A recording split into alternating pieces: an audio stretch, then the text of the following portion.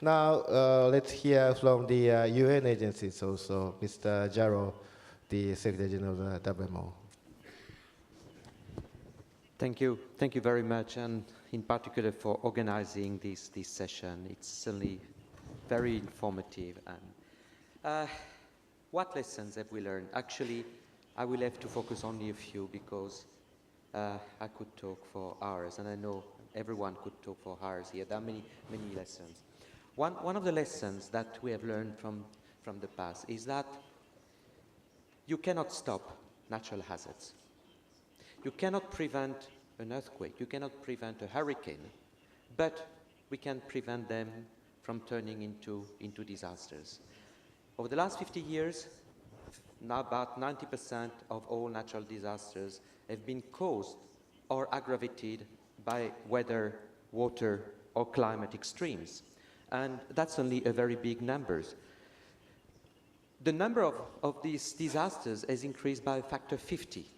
The economic cost of this disaster has increased by a factor 50. At the same time, over the same period, the human loss of lives has decreased by a factor 10. So lesson, early warnings pay. It pays to have better and better early warnings, provided they are properly integrated into a prevention system. But another lesson is that some countries, unfortunately, some of them in Africa, do not have even the basic knowledge to issue early warnings. I'm aware of a few countries which cannot issue flood forecasts because there's not a single rain gauge working in the country. So this is one of the lessons. We have also to address this basic foundation. The other lessons that I would learn from the recent disasters is that it's very difficult to look at disaster from a sectoral perspective. It's important to look at it from a multi-hazard perspective. And if I use your own country as an example, it started with an earthquake. Then it became a water disaster with a tsunami. Then it became a nuclear disaster. And then it became again a water disaster, because that's one of the lessons we learned from Chernobyl, is that the regions affected by nuclear contamination are not necessarily those close to the thing, but those where the rainfall is washing down the thing. So it became again a water disaster, different water disaster. And actually the lessons for Chernobyl were incredibly helpful because the system put in place worked. It worked, and Japan played a very critical role in this system. Thank you very much. Again, you have shown great leadership in that system. But we need to have a multi-hazard approach to that. It's difficult coordination at the national level. It is difficult at the international level. And we're lucky to have here with us the representative of IESDR, because IESDR is the place where we can get our acts together and where we can exchange information. So that's certainly a lesson which we have learned. But I would like to take, if you allow me, two other examples. One of them is Haiti. Haiti, again, earthquake. But after the earthquake, there was a water disaster because of disease. And there was another disaster which could have occurred potentially, because after the earthquake, we were very, very worried about the potential impact of a hurricane, because the fragile things would have turned into landslide, and during a hurricane, of course, tents are not a good shelter. But luckily enough, there were no very strong hurricanes during that period, but definitely multi-hazards. The third lesson is that, yes, the past, it's important to learn the lesson of the past. But you know my dream.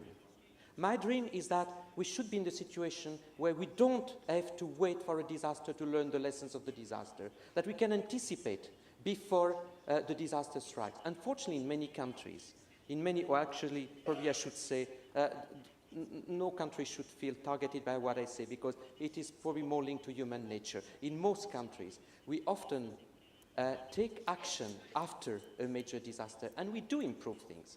I'm dreaming that we could take action, and there's one area where I would plead very strongly. We know that the future will not be like the past when it comes to climate change. And there is a number of action that we can take already now without having to wait for the disasters to strike. We know there will be more droughts. We know the sea level will rise. We know it will require changes in infrastructure. And when you invest in water infrastructure, you don't invest for a few years. You invest for decades or hundreds of years. So yes, we have to learn from the past, definitely. But at the same time, let's learn from the past that we should not wait for the past to inform us.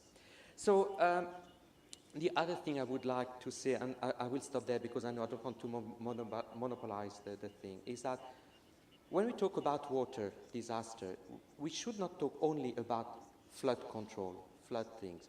But I want to pay special tribute to Japan once again. You have been the promoter of the concept of integrated flood management, and it is also important because in many cases you should look at the flood not only as a risk, as a hazard, but it is also, it should be looked at in its integrality, and it is also bringing very good things for agriculture. Well, we know at least one great civilization which developed out of floods, Egypt. So maybe I will stop here because the last point I wanted to make, but I was very pleased to hear the first intervention by the Commissioner, is to say that it's important when we rehabilitate, when we reconstruct, that part of it is invested in prevention. And I was certainly very happy to hear the message. Thank you. Thank you very much for very good intervention. You know, you also said some very important keywords like importance of the early warning, or let's cut off the chain of the disasters, like starting from the earthquake, the tsunami, and the nuclear, and these kind of things. Also, don't be satisfied just by learning from the past. Let's immediately take actions after learning. That is very important message you have given to us.